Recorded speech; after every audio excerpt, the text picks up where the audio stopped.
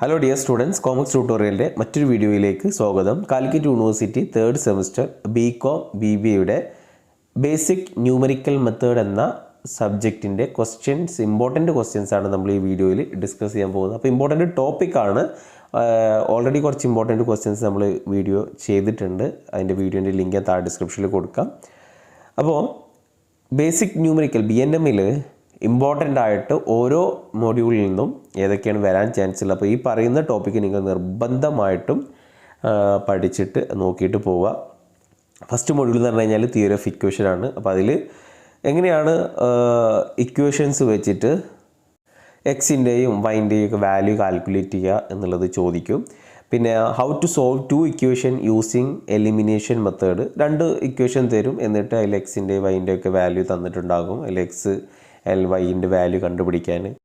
Then solving quadratic ഇക്വേഷന്, factorisation മെത്തേഡിൽ problem solve ചെയ്യുന്നുണ്ട്. അതേപോലെ ഡിസ്ക്രിമിനേഷൻ മെത്തേഡിലൊക്കെ. അപ്പോൾ ഇത്തരം ഈ ഒരു ഇക്വേഷൻസ് ബേസ്ഡ് ആയിട്ടുള്ള പ്രോബ്ലംസ് അതിൽ നിന്ന് ചോദിക്കും. പിന്നെ തിയറി ക്വസ്റ്റ്യൻസ് നമ്മൾ ഓൾറെഡി പറഞ്ഞിട്ടുള്ളത് തന്നെയാണ്. അപ്പോൾ അത് നോക്കുക. പ്രോബ്ലം ചോദിക്കുന്നുണ്ട്. പ്രോബ്ലം 2 മാർക്കിനും അതേപോലെ ഷോർട്ട് ആൻസർ ഷോർട്ട് എസ്സേ ആയിട്ട് 5 മാർക്കിനൊക്കെ ചിലപ്പോൾ പ്രോബ്ലം ചോദിക്കാവുന്നതാണ്. അപ്പോൾ ഫസ്റ്റ് മൊഡ്യൂള് ഇന്ന് പ്രതീക്ഷിക്കാവുന്ന ക്വസ്റ്റ്യൻസ് പ്രോബ്ലം ഓറിയൻറ്റഡ് ക്വസ്റ്റ്യൻസ് ആണ് ഇതിൽ നിന്ന് ചോദിക്കുന്നത്. പിന്നെ ഏറ്റവും ഇമ്പോർട്ടൻ്റ് ആയിട്ടുള്ള 2 ടോപ്പിക്കിൽ പെട്ടതാണ്. ഒന്ന് മെട്രിക്സ്. അപ്പോൾ ആദ്യം നിങ്ങൾ ചാപ്റ്റർ 2ാമത്തെ മൊഡ്യൂൾ നിർബന്ധമായിട്ടും പഠിച്ചിരിക്കും. അതേപോലെ 5ാമത്തെ മൊഡ്യൂളും. അപ്പോൾ 2ഉം 5ാമത്തെ മൊഡ്യൂളാണ് ഏറ്റവും ഇമ്പോർട്ടൻറ്റ്. അത് പഠിച്ചതിന് ശേഷം മാത്രം ബാക്കിയുള്ളത് നോക്കുക. അപ്പോൾ ഇതിൽ നിന്നാണ് കൂടുതൽ ക്വസ്റ്റ്യൻസ് വരിക. അപ്പോൾ 2ാമത്തെ മൊഡ്യൂളിൽ മെട്രിക്സുമായി ബന്ധപ്പെട്ട് നോക്കുകയാണെങ്കിൽ സിമ്പിളായിട്ടുള്ളൊരു ടോപ്പിക്കാണ് മെട്രിക്സ് എന്നുള്ളത്. അപ്പോൾ ടൈപ്പ് ഓഫ് മെട്രിക്സ്, പിന്നെ അഡീഷൻസ് ഓഫ് മെട്രിക്സ്, മെട്രിക്സിൻ്റെ സബ്സ്ട്രാക്ഷൻസ്, മൾട്ടിപ്ലിക്കേഷൻ ഓഫ് മെട്രിക്സ്. അതിൽ ഏറ്റവും ഇമ്പോർട്ടൻറ്റ് മൾട്ടിപ്ലിക്കേഷൻ ഓഫ് മെട്രിക്സ് ആണ്. അപ്പോൾ അത് തീർച്ചയായിട്ടും അത് നോക്കണം. Then transpose, symmetric and non symmetric matrix. അപ്പോൾ അത് തിയറിയൊക്കെ ചോദിച്ചിട്ടുണ്ട്, സിമ്മട്രിക് മെട്രിക്സ് ഒക്കെ. പിന്നെ ഡിറ്റർമിനൻസ്, അതിൽ തന്നെ cofactors of matrix, singular and non singular matrix, adjoint of matrix and finding inverse of A matrix, Cramer's rules. അപ്പോൾ ഈ ക്രാമേഴ്സ് റൂൾസ് ഇമ്പോർട്ടൻ്റ് ആണ്. അപ്പോൾ ഈ സ്റ്റാർ ഇട്ടുള്ളതൊക്കെ കുറച്ച് ഇമ്പോർട്ടൻ്റ് ആയിട്ടുള്ളതാണ്. അപ്പോൾ അതിൽ കൂടുതൽ കോൺസെൻട്രേഷൻ കൊടുക്കുക. അപ്പോൾ ഈ മെട്രിക്സ് എന്ന ടോപ്പിക്ക് നോക്കുമ്പോൾ ആ സ്റ്റാർ ഇട്ടിട്ടുള്ളത് നിങ്ങൾ നിർബന്ധമായിട്ടും പഠിച്ചിട്ട് പോകേണ്ടതാണ്.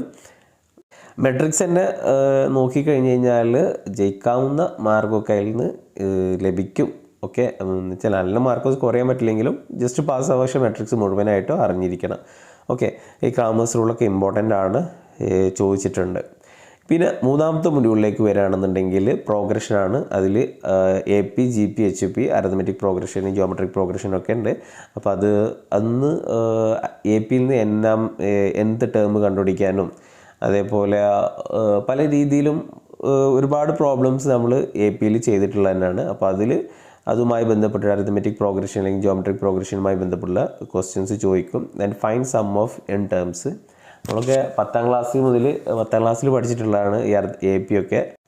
അതേപോലെ n കാണാനുള്ള ഫോർമുല ഉണ്ട്. ഫോർമുല പഠിച്ചു കഴിഞ്ഞ് കഴിഞ്ഞാലാണ് അതിന് ആൻസറൊക്കെ ചെയ്യാൻ പറ്റുള്ളൂ. അപ്പോൾ അതിൻ്റെ വാല്യൂ കാൽക്കുലേറ്റ് ചെയ്യുക, സം കാൽക്കുലേറ്റ് ചെയ്യാനുള്ള ഫോർമുല ഒക്കെ ഉണ്ട്.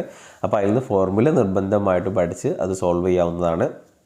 പിന്നെ മൊഡ്യൂൾ 4ലേക്ക് വരികയാണെങ്കിൽ ഇൻട്രസ്റ്റ്, സിമ്പിൾ ഇൻട്രസ്റ്റും കോമ്പൗണ്ട് ഇൻട്രസ്റ്റും കാൽക്കുലേറ്റ് ചെയ്യാൻ. പിന്നെ EMI കാൽക്കുലേഷന്, എഫക്റ്റീവ് റേറ്റ്. ഓക്കെ, അപ്പോൾ അത് ഇൻട്രസ്റ്റ് റേറ്റുമായി ബന്ധപ്പെട്ടുള്ളതാണ്. ഈ എഫക്റ്റീവ് റേറ്റും അതേപോലെ EMI കാൽക്കുലേഷന്, EMIൻ്റെ എന്താണ് EMI എന്നൊക്കെ ചോദിച്ചിട്ടുണ്ട്. അപ്പം EMI നിങ്ങൾക്ക് അറിയാവുന്നതാണ്. നമ്മളിപ്പോൾ ലോണൊക്കെ എടുക്കുമ്പോൾ EMI അടക്കാറുണ്ട് അല്ലേ.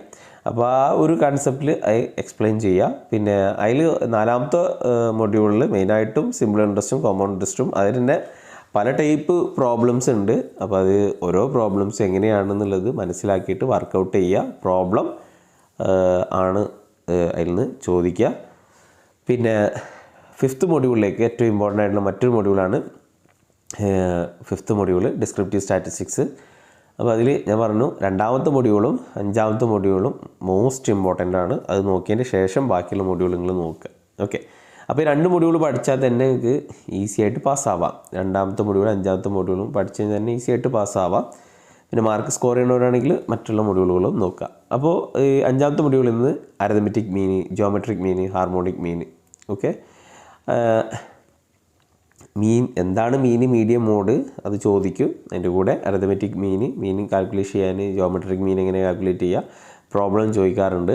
പിന്നെ data, frequency of data, class data, merits and demerits. അപ്പോൾ ഡാറ്റ എന്താണ്, frequency of data, class data, പിന്നെ അതിൻ്റെ മെറിറ്റ്സും ഡിമെറിറ്റ്സും ഒക്കെ ഉണ്ട്. തിയറി ക്വസ്റ്റ്യൻസ് ചോദിക്കാം. മീഡിയൻ, മോഡ്, മീഡിയൻ എന്താണ്, മീഡിയൻ കാൽക്കുലേറ്റ് ചെയ്യാനും ചോദിക്കും. മോഡ് കാൽക്കുലേറ്റ് ചെയ്യാനൊക്കെ പ്രോബ്ലം വരാറുണ്ട്. റേഞ്ച് എന്താണ്, ദെൻ കോട്ടൈൽ ഡീവിയേഷൻ ഇമ്പോർട്ടൻ്റ് ആണ്. ദെൻ കോഎഫിഷ്യൻ്റ് ഓഫ് കോട്ടൈൽ ഡീവിയേഷന്, മീൻ ഡീവിയേഷൻ ഇമ്പോർട്ടൻ്റ് ആണ്. മെയിൻ ഡീവിയേഷന്, സ്റ്റാൻഡേർഡ് ഡീവിയേഷന് ഇമ്പോർട്ടൻ്റ് ആണ്. മീൻ ഡീവിയേഷനും സ്റ്റാൻഡേർഡ് ഡീവിയേഷനും നിർബന്ധമായിട്ടും നോക്കി പോകണം. പിന്നെ standard deviation using steps deviation method, coefficient of standard deviation.